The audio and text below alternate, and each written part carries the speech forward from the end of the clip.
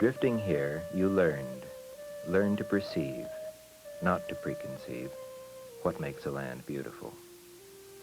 Beauty is where you see it, and you saw it often where the big river, thin-edged with green, slid along under the pastel tapestries. An old river had built the stone, grain by grain, and the new river was shaping it.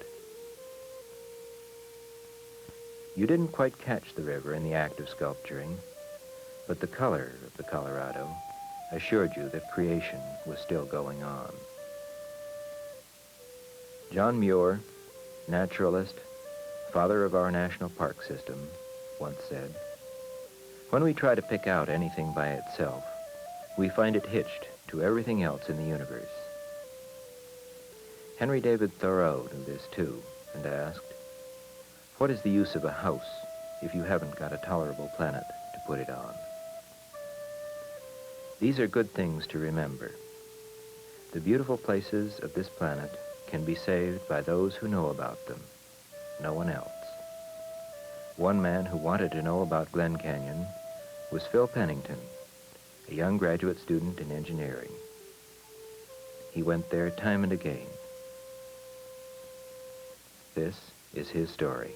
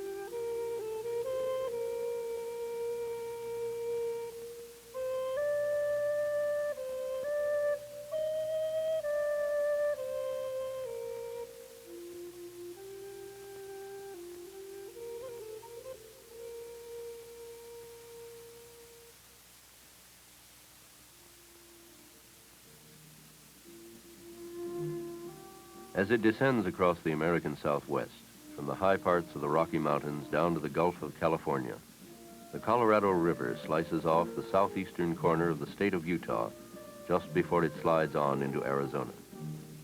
Here lies that part of the river called Glen Canyon. A trip down Glen usually starts where a dirt road crosses the Colorado at Hyde in southern Utah. Just a few miles upstream is the white water and foam of Cataract Canyon. But from Hyde, for the next 170 miles, the Colorado flows so calmly that anyone can drift down the river in any kind of boat. The few slight rapids are smoother than the road into Hyde. The upper stretch of Glen has broken walls and vast blocks of talus. But as we go downstream, we find vividly striped vertical walls of red sandstone. And these walls continue almost without break to Lee's Ferry, 140 miles downstream. A few miles below Hyde, we stop at a bend and climb up toward the rim to view the canyon. 200 feet or so above the river is an oven built by the Anasazi Indians about 800 years ago, stone slabs and mud mortar. We camp on beach-like sandbars, or perhaps under overhanging cliffs near the water's edge. Most mornings, we start off by exploring a side canyon, such as Forgotten Canyon. On the cliffs at its entrance are some of the Anasazi petroglyphs, so common in Glen. Inside the canyon, near an alcove, is a mysterious pit, like a well, 5 feet deep, lined with stones. Across the Colorado, at the mouth of Smith Fork, another panel of petroglyphs. Smith Fork Canyon, like Forgotten Canyon and almost all the others, is a winding, narrow slot, several hundred feet deep, where you feel completely dwarfed. Occasionally, other groups are met on the river, some large, some small. A mother and her small children. In Hanson Creek Canyon, an overhanging wall was undercut dramatically by the action of the stream. In the mud are tracks of a large bird. Up another canyon are many ruins, structures built by Indians whose ancestors called themselves Moqui, the name this canyon bears. Modern man insisted on mispronouncing the name Moki, so the Indians now call themselves Hopi, since Moki meant stinking or dead. On New Year's Bar, a recently built cabin still contains some of its original furniture. Nearby is a partly buried flywheel. Out in the river are the remains of a gold dredge brought in by the Hoskanini Mining Company. It never succeeded. The gold was too fine. An alcove downstream is filled with large cottonwoods, an apartment house for great blue herons, the bird whose big tracks we saw in mudbanks along the streams. Drifting downstream, we soon come to Lake Canyon. In its first 5 miles, there are 36 Indian sites. Wasp House is best known, well preserved, decorated with inlaid stones, and imprints of Indian corn.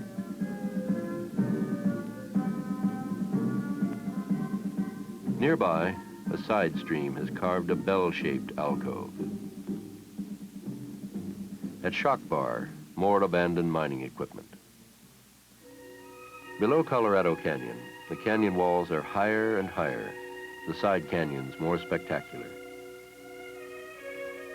At Wilson Canyon, we leave the boats, get a drink from a cold spring, and explore some of the many Indian ruins. A small, round house is well hidden in a tiny alcove high in the canyon's wall. The Escalante River enters the Colorado 75 river miles below Hyde. The Escalante Canyon is delightful walking in a few inches of water flowing over a sandy bed. Escalante side canyons are among the finest in Glen Canyon. Soda Gulch enters the Escalante through a spectacular slot. Its stream winds tortuously, several stream miles for each air mile. A short distance upstream at Gregory Natural Bridge, the stream has punched its way through a narrow rib of rock. Above it, Soda Gulch narrows until, in places, it is only a few feet wide. The cool water is refreshing, for the desert above is quite hot. At several of the sharp curves, the stream has cut sharply into the outside wall to form a deep alcove. One side of the canyon overhangs the opposite side, sometimes by hundreds of feet. Walking through such alcoves is an awesome experience. The walls have water seeps about their bases. Flowers bloom and ferns grow there. Small pools collect under them, watering wild gardens, an Eden for the canyon wren and mourning dove. In Glen, there are 100 side canyons with names, still more without names, beautiful surprises in all of them. Each is a sanctuary. Upstream, they usually open up on the plateau above.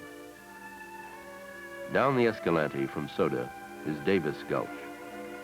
Its many stream alcoves are interspersed with Indian ruins and the finest pictographs in Glen Canyon. Clear Creek is about 3 miles above the Colorado Junction. It is wider than most of the side canyons. Its floor is covered with dense green foliage. The small stream flows over a broad trough of bare rock, now and then dropping in small cascades and waterfalls. The walls are everywhere vertical. There is no way out but downstream. About 2 miles up from the river, the walls suddenly close in.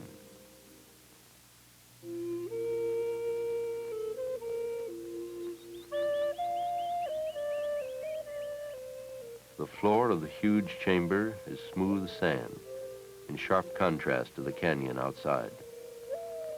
The stream comes down from the desert above in a strangely carved steep channel and slides the last bit into a deep green pool.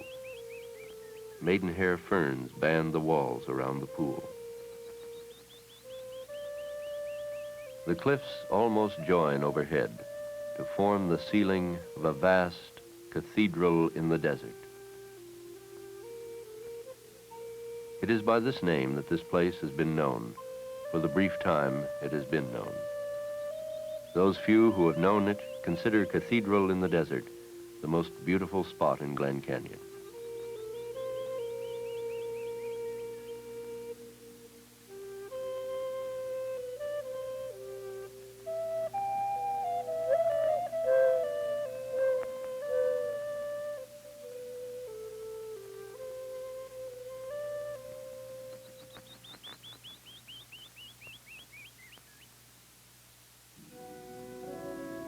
Back on the Colorado, we dropped down to Hole in the Rock.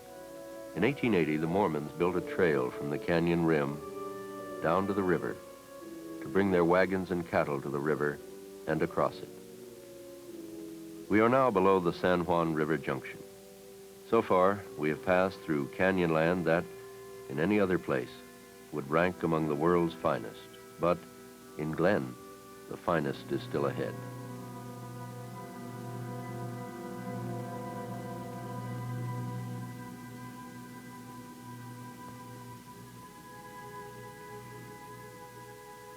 Hidden Passage is a favorite of the river tours and of a collared lizard. High above an alcove in Hidden Passage, an exposed ledge, just wide enough to crawl across, leads to a fine view of the river. Across the river, Music Temple, named by the river's first explorer, John Wesley Powell. Downstream is Mystery Canyon.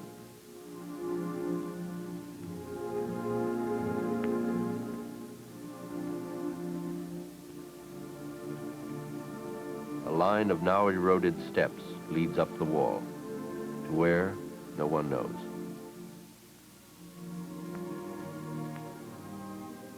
A large sandbar with an ibis marks the entrance to Oak Creek Canyon. Though Oak Creek is remarkably fine, it's just run-of-the-mill Glen Canyon spectacular. Across the river is truly spectacular Twilight Canyon, 500 feet deep and just a few feet wide at its bottom. Sunlight never reaches much of the floor. Next, Aztec Canyon, route to Rainbow Bridge.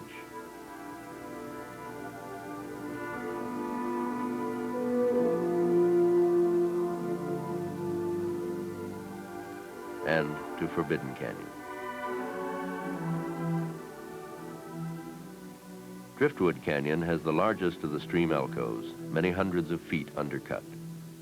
Upstream is one of Glen's most beautifully patterned narrow canyons. At the mouth of Driftwood Canyon, a precipitous sheep trail was carved into the cliff by the Navajo Indians.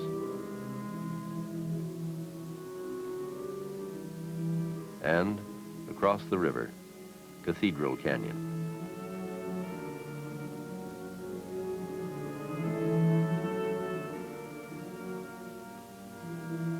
Near its mouth is a particularly sharp bend with a deep alcove. We can look downstream and upstream at the same time. False Entrance ranks with Driftwood Canyon, cave-like, narrow, deep, probably the longest of the narrow canyons.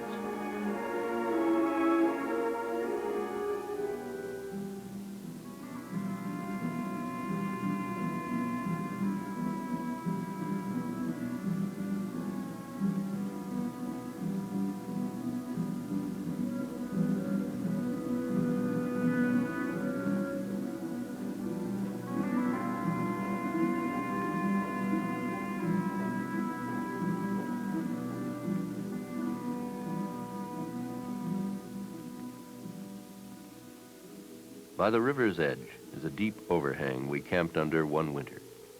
We watched a violent storm, saw many small waterfalls appear on the walls. When the storm cleared, Glen Canyon had a light mantle of snow.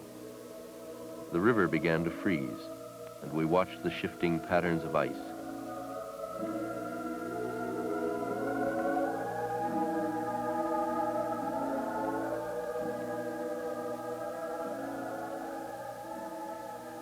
On Christmas Eve, a high alcove warmed by a roaring fire was our cozy campsite. Christmas morning brought the magnificent sight of a new snowfall. From the mouth of False Entrance Canyon, we looked up to Little Arch, festooned with snow. Now let's return to our summer trip.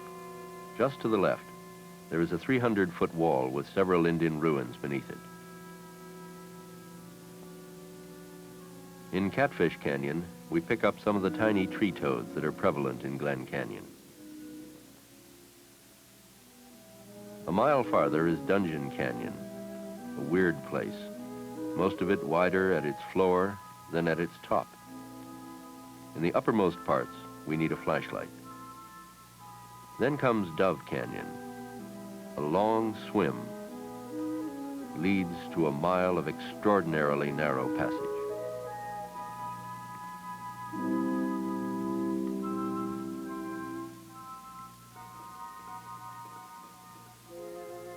West Canyon Creek enters the Colorado from behind a long, thin wall.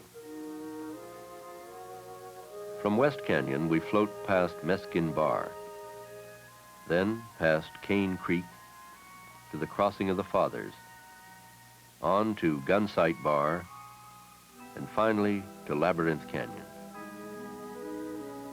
A mile up, the walls suddenly close in, and for miles of easy walking, they twist and turn, seldom more than 2 feet apart.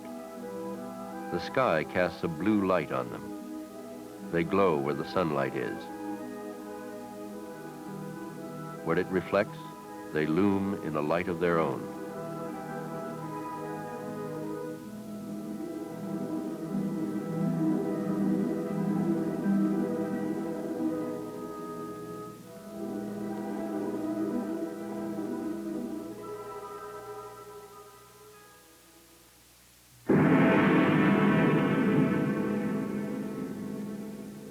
January 1963, the waters of Lake Powell started to rise behind Glen Canyon Dam, one of a long series of dams the Bureau of Reclamation plans to build on the Colorado. The drowning of Glen Canyon began. Few people ever knew much about Glen Canyon. No one else will ever again know what it was like. Its early inhabitants looked upon the graceful curves of a tree-lined, living river. Now, the trees are going under. The curves vanish. The river is stilled, and a vast expanse of water rises. The Christmas Eve alcove on Christmas 1962 in April 1963. The mouth of the San Juan River before Lake Powell and after. A riverside alcove had almost gone in 1963. We could barely boat in under its ceiling. Now it's gone completely. The mouth of False Entrance Canyon. Beautiful landing in September 1962. By June of '64, all the bars were far underwater. Labyrinth Canyon's striped alcove. Cathedral Canyon's spectacular entrance.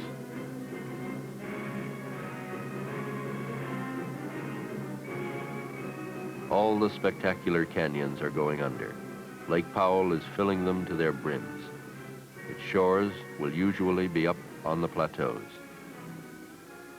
The few canyons that will remain are the upstream ones that were not even run-of-the-mill Glen Canyon spectacular. This insignificant bay of Lake Powell was Dove Canyon. The deep entrance of Catfish Canyon in September 1962, April '63, June '63, June '64. Such destruction could happen because no one knew what was there. The National Park Service could say in 1950, although the reservoirs proposed for Dark Canyon and Glen Canyon would eliminate for the few the thrills of boating down the untamed river and reduce the apparent depth of the river canyons, they would be confined in the canyons of the Colorado and Greene rivers and have little, if any, effect on the great recreational resources of the region. Instead, the reservoirs would provide a means of access for many to see the wonders of the canyons.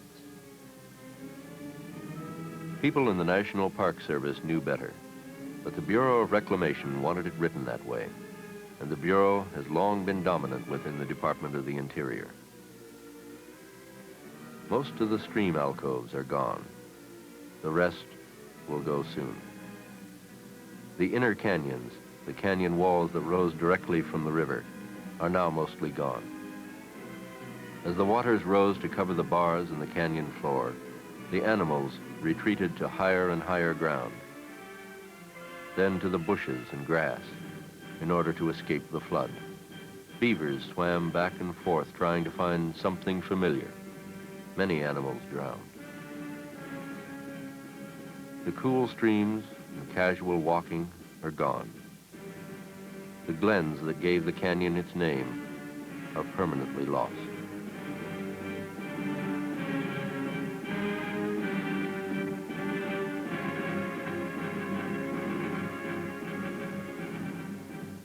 Sudden dangerous storms often build up in the open expanses of water, forcing boaters to seek what shelter they can in what is left of the side canyons. Campsites are meager, spring water almost non-existent. Plant life is decimated.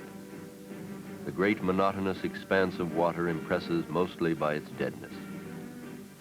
The waters rise, and the towering buttes of Navajo land become visible as you speed above where the river was.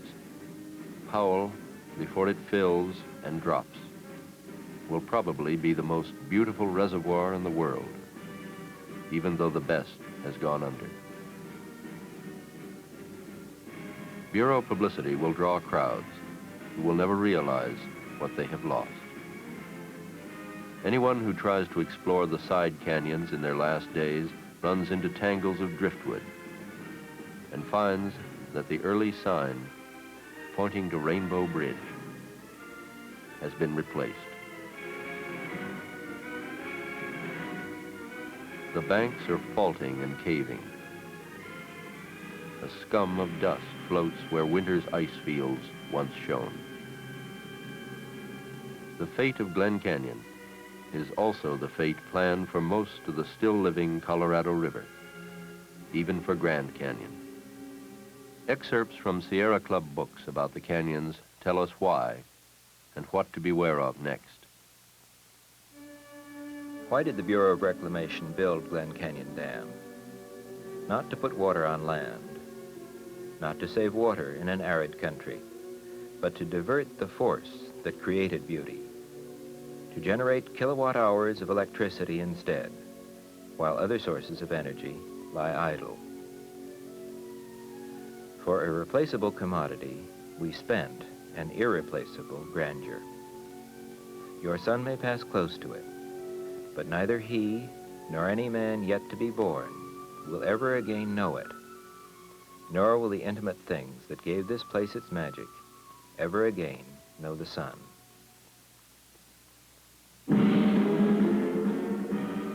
The Bureau of Reclamation proposes to build, within Grand Canyon, the Marble Canyon and Bridge Canyon dams, which would destroy, within what should all be national park, not only the living river, but also the unique life forms that through the ages have come to depend upon the river's life. The major part of the canyon walls would still be there, but the pulsing heart of the place would be stopped. A chain of destructive forces would be begun in what, by law, was set apart as a gem in the national park system to be preserved unimpaired for all America's future. If enough people care and act on their love for the land and their reverence for life, the tragedy will not come to pass.